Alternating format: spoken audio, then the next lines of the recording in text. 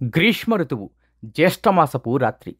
మగత నిద్రలో నా చెవిలో గుసగుసా నవ్వులు. కళ్ళు తెరిచి చూద్దును కదా, నా ఎదనిండా తన అరచేతుల అల్లరి. కాస్త తెరిచిన కిటికీ గదినంతా వెన్నెలమయం చేసింది. డాబాపైకి వెళ్దామా? తను మౌనం. తన మౌనం ఎప్పటికీ నాకు అంగీకారమే. నిన్ననే వెళ్ళిన పౌర్ణమి వెన్నెల వెండితనాన్ని తగ్గించనూ లేదు. డాబాపైన పందిరి మంచం. అరగంట గడిచిన తరువాత తన పంటిగాటు సుతారంగా చీల్చిన నా పెదవి, నవ్వుతూ వెదజల్లిన రక్తపు ఉప్పదనం నా నాలుక రుచి చూచేంతవరకు నాకు అర్థమూ కాలేదు. 4 పెదాల కలయిక మధ్య పారవశ్యంగా పనివేసుకున్న మా ఇద్దరి నాలుకల అల్లరితనం ఇంత మధురంగా ఉంటుందని.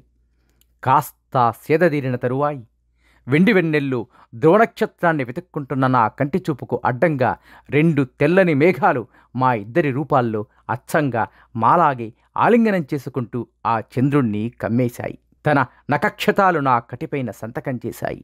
తన పొడవాటి నల్లటి జడ నన్ను బంధించింది. నవ్వుతూ చంద్రుడు, విడివడి ఆ 2 మేఘాలు. నా ఎదపై సేదదీరుతున్న తనని నా బాహువుల్లో బంధిస్తూ చంద్రుణ్ణి అడిగా, రేపు కూడా ఇవాటిలానే వెన్నెలని ఇస్తావా? మీ BVS.